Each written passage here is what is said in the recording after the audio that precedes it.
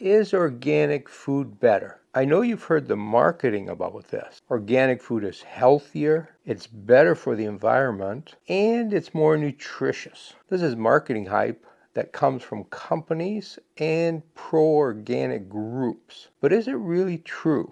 What is the science behind organic food? Well, to start with, we have to define organic food, and it's more complicated than you think. You might be growing things in the backyard and you're not using chemicals. You're using organic fertilizers like compost and manure, and you think you're organic. Well, you're not. When we talk about organic food, what we're really talking about is certified organic food. This means that the grower has been approved and certified, and they now follow the organic manual for growing things. What that means is that none of the backyard gardeners are organic, and the food they produce is not organic. The actual definition of certified organic food is a bit complex, but it can be boiled down to one main thing. There's no use of synthetic chemical. They're only allowed to use organic chemicals, both for spraying for pests and for fertilizing their crops. Now, the odd thing is that they are allowed to use chemicals, and from my perspective, some of these are manufactured. For example, one of these is copper sulfate. It is an approved chemical for certified organic gardening, but the way it's made sounds like it's manufactured. It actually is manufactured. You take recycled copper metal, you take some sulfur, you go through a number of different processes, and you create copper sulfate. And then you have to purify that to produce the final product. Now, you and I would consider that manufacturing, and it takes place in a big factory. But for some reason, the organic certification people consider this organic and natural. Let's have a closer look at the claims for organic food. Is organic food better? I'll examine organic food using a number of different criteria. Does it taste better? Is it more nutritious? Is it healthier? Is it better for the environment? And what about GMOs? Each of these topics has been reviewed by many reliable authorities, and so I won't be going into detail on them. My goal is to summarize what we know about organic food today. Does organic food taste better? There have been numerous studies on this, and many people, including food experts like chefs and nutritional experts, think organic food tastes better because it is grown more naturally. They believe that the organic treatment of soil transfers extra flavor into the food. The reality is that most studies report no consistent or significant differences in taste. Synthetic fertilizer does not produce better tasting food than organic fertilizer. Synthetic did produce a higher yield. Cornell University offered pairs of food to volunteers who were told one was organic and the other was not. In reality, both were identical and organic. Most volunteers rated the organic choice as better tasting than the one labeled non-organic. Organic marketing has promoted this halo effect, and many consumers now believe it, but belief is not truth. Do pesticides affect taste? A study tested 28 herbicides on a variety of crops and found 11 reduced the flavor and 2 produced a slight off taste. The rest had no effect on taste. The taste test was done by professional tasters, and the effects were minimal. The researchers felt that a consumer panel is unlikely to detect a difference. Taste has much more to do with freshness, ripeness, and cultivar selection than with how it is grown. Is organic food more nutritious? Organic food is grown with compost and manure, which add important ingredients to soil that synthetic fertilizers just can't match. Organic builds a healthy soil system full of microbes and fungi, all helping food to become more nutritious. Or so the story goes. But is any of this true? Is the resulting food more nutritious? In 2012, Stanford's Center for Health Policy did a very comprehensive meta-analysis of existing studies comparing organic and conventional foods. They did not find strong evidence that organic foods are more nutritious than conventional alternatives. Vitamin content was not higher. Phosphorus was significantly higher in organic food, but few people have a phosphorus deficiency. This has little clinical significance. Protein and fat contents were the same in both organic and conventional milk. A few studies did show a higher level of omega-3 fatty acids. One thing is clear: fresh food is more nutritious than food that has sat around for a while, and this may be a bigger factor than how it is grown. Is organic food healthier? A major concern of conventional food is the exposure to synthetic chemicals, including fertilizers, pesticides, and medication given to farm animals. There are very few studies that have actually looked at overall health and compared people eating mostly organic to those eating mostly conventional. What about synthetic fertilizer?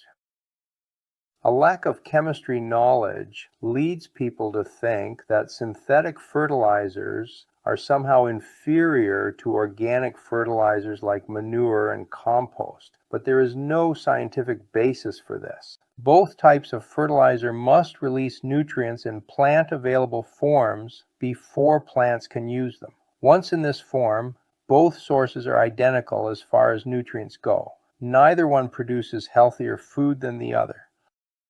Let's look at pesticides. A very common belief is that organic food is grown without pesticides. That is completely false. Organic certified farmers can and do use a list of approved pesticides like copper sulfate and pyrethrin. What many consumers do not understand is that these organic pesticides can be more toxic than many of today's synthetic pesticides. Not only that, but the organic ones are less effective, which means they are applied more frequently and at higher doses. The dose makes the poison. Certified organic farmers are allowed to use copper sulfate, which has caused liver disease in farm workers, and they can use pyrethrin, which increases the risk of leukemia. The other important fact is that plants produce a vast number of natural pesticides. That is, how they keep bugs from eating them. When you eat fruit or vegetables, 99.99% of the pesticides you consume are natural pesticides, and these are the same in both types of food. The remaining 0.01% are man-made. Solanine is one of these natural pesticides. Potatoes produce it when they go green, and even small amounts can make you sick. It is true that conventional fruits and vegetables have a higher amount of synthetic pesticides on them, but the amounts are extremely small and well below any safety limits. Today's tests are so sensitive that they can find almost any chemical anywhere, but that means nothing about health issues. What about medication? Organically grown animals can't be given antibiotics or growth hormones, and their feed can't be exposed to pesticides, growth hormones, or synthetic fertilizers. Chickens and turkeys can be given antibiotics in the hatchery and on their first day of life. In Canada, organic dairy farmers are also permitted to give antibiotics when it's medically necessary, and natural treatments don't work. Organic Alberta, a group educating consumers about organic food, said, "The long-term effects on human health of trace amounts of antibiotics in food have been difficult to determine." Translation: there is no evidence of a problem. Contrary to what you may think, the chances of you actually consuming antibiotics through animal foods is extremely low. The US, Canada, Australia, and the European Union have strict laws that prevent contaminated meat from entering the food chain. If an animal is given an antibiotic, it must go through a drug withdrawal period before it can be sold as food. Testing by the USDA in 2010 found less than 0.8% of animal food products to be positive for some form of contamination, including antibiotic residue, and these were removed from the food chain.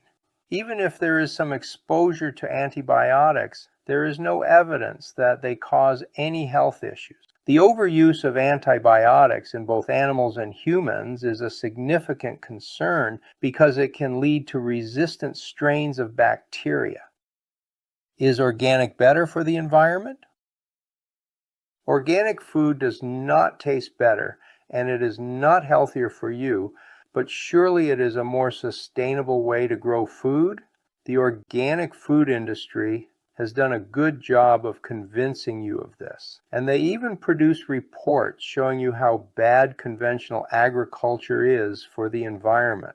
The problem with many of these reports is that they don't look at the big picture. Sure, a single small farm may be sustainable, provided you don't count the manure that comes from another farm, or the impact of trying to grow food for a large population from this one farm. But when you look at the big picture, it is not so rosy. A single organic farm uses less electrical energy and produces fewer greenhouse gases. The problem is that organic farms are much less productive because they don't use synthetic fertilizers and pesticides. In order for an organic farm to produce the same amount as a conventional farm, it needs to use much more land. Producing organic milk requires 59% more land, organic meat, 82% more land, and organic grains require 200% more land. More land for agriculture means converting natural lands to farms, which impacts native plants and animals, and produces more CO2. If an organic certified farmer has a choice between doing something that is better for the environment or following strict certification rules, they have to follow the rules. For example, some of the modern pesticides are more effective, require lower application rates, are safer than organic options, and cause less harm to the environment. A certified farmer is still not allowed to use them, even though they are the most sustainable option. Synthetic fertilizer can grow better animal feed on a smaller area of land, but organic farms can't feed it to their cows. Organic certification is not always a good choice for the environment. Are organic animals healthier? You might think that animals on organic farms are healthier than regular farms. They eat organic food, have fewer medications, and are allowed to roam at will. A 5-year U.S. study of dairy farms showed that the health of animals is the same on conventional and organic farms. A Norwegian scientific committee for food safety reached a similar conclusion when it reported no difference in disease occurrence. Pigs and poultry have better access to open areas on organic farms, but this freedom also increases their exposure to parasites, pathogens, and predators. J.C. Reese, senior fellow at the think tank Sentience Politics, said, "In my view, the bigger downside to organic meat is the harm it does to animals." What about GMOs? Certified organic food in the US and Canada does not contain GMOs. The European Union prohibits farmers from growing GMOs. This is a big deal to some consumers, but the facts do not support their concern. First of all, most fruits and vegetables are not available in a GMO form, and GMO-produced food is mostly used in the manufacturing of processed foods. So the majority of fresh food from conventional sources is also non-GMO. Secondly, scientists are in almost universal agreement that GMO food poses no health risks. If you want to know more about this, see my article called GMO Myths, Understanding the Truth About GMO Plants. The fear of GMOs is a poor reason to buy organic food. I don't see much value in buying organic food, and to be honest with you, I've never bought any, at least not on purpose. However, there is one thing that you should consider, and that is buying your food from local farmers, provided you get to know these local farmers and you learn about their gardening habits. They don't have to be certified. They just have to use organic techniques and use techniques that are good for the environment. If a local farmer does that, I consider their produce organic. Not certified organic, but it's organic. In fact, the food I grow in my backyard is more organic than what the certified organic farmers produce, at least in my opinion. Now, there is a problem with this approach. Many of you will go down to the local market and buy your produce there, thinking, well, I'm supporting the local farmers, and they're probably growing things organically. The problem is a lot of the produce we now find in local markets is not grown locally. It's brought in. We have no idea where that food is made, and a lot of times the people selling it are not the people growing it. So if you want to support these local farmers, you have to start talking to them. Where did you get that food?